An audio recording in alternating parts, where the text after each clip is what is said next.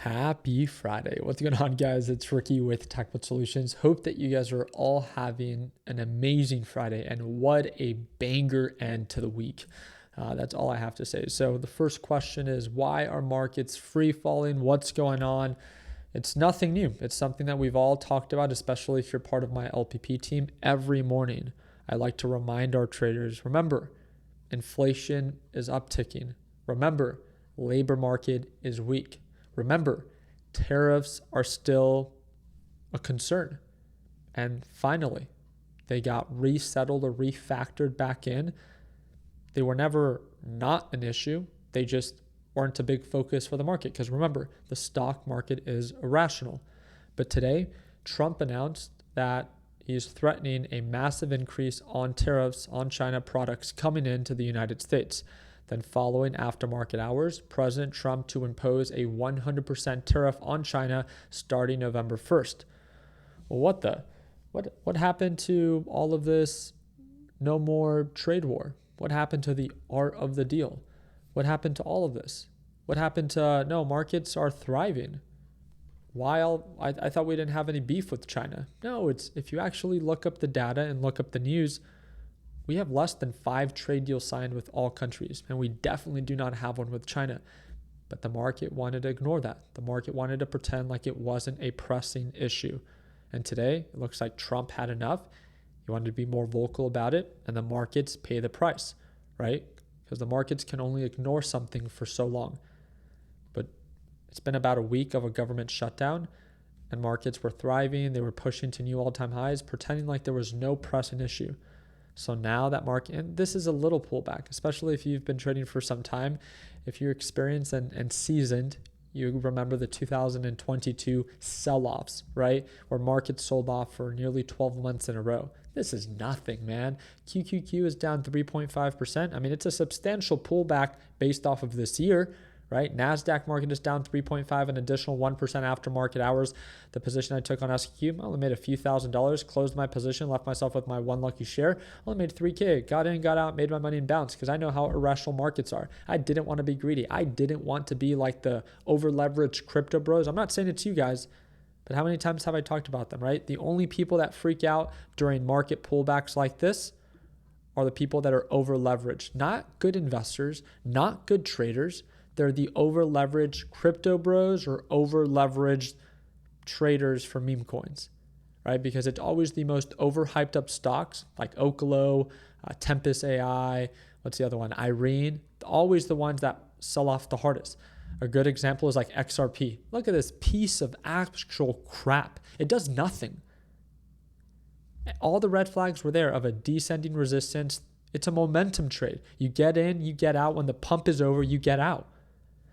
And then now it's down 20%. At one point, it was down 33% in one day. 1/3 of its value. I don't care if it's up 1,000% in 5 months. When it loses 33% of its value, it only has 100% to lose. 33%.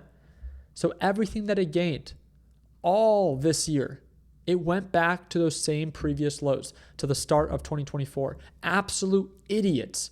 The people that became over-leveraged and over-aggressive with an absolute worthless asset. Same thing with, what's the list? SOUN, let's continue. Irene, let's continue. ASTS, let's continue. Oklo, let's continue. INTC, let's continue. Tempest AI, let's continue. My personal favorite, the worst piece of shit stock out there, MSTR. How many times do you have to, oh, wait, let's not forget this one. Open door. They're all gimmicks. The more overhyped and overvalued something becomes, just like a rubber band, eventually it snaps. And when markets sell off, these always sell off the hardest. I know you've heard me say it over and over and over again, but I say it for a reason. You're right, I can't time the market, and I'm never going to be right 100% of the time. Never, never, never. I'm not going to be right maybe even 50% of the time, but I don't have to. Because as long as I prepare for moments like this, where if markets continue to sell off, I can short. But my main focus is I want to buy up good deals for good companies. I don't want to buy bullshit stocks like Irene. I don't want to buy bullshit stocks like Oklo. I want to buy into NVIDIA at a cheap deal. And NVIDIA did pull back a little bit today, but I want more. I want this thing to go to 150 per share. And I'd love to invest in it, hundreds of thousands of dollars. I want good quality companies to retrace, to pull back. I want there to be panic in the markets so we can pick up good deals, because that's what investors focus on, right? Investing in good quality companies with good fundamentals that also have good momentum and good projections, not just gimmicky companies. Shoot, Tesla almost fits this criteria right now. Gimmicky companies with declining revenue that are overbought for no reason, that have over 50% of downside. But how many times do we have to repeat this? It's for moments like this, because all the time that you kept buying up here, it was for nothing, for absolutely nothing. And hopefully, for your sake, not for yours, but for those bag holders, markets don't continue to sell off, right? Hopefully, markets find a support and begin to recover, because markets are still incredibly bullish, right?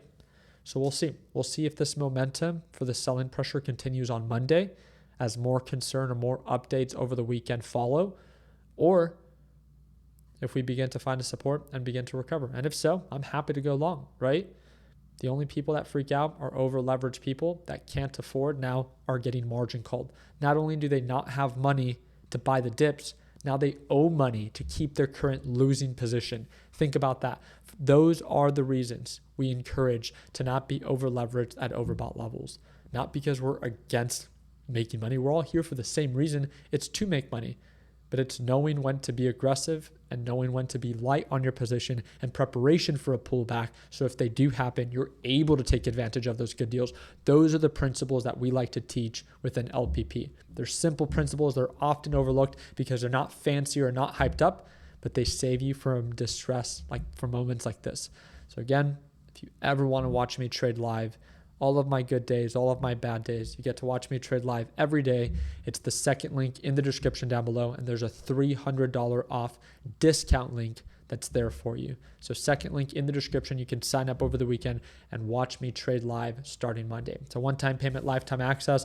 And again, excited to see you at market open so we can take on the market and see what follows. Like always, let's make sure that we end the year on a green note. Take care, team.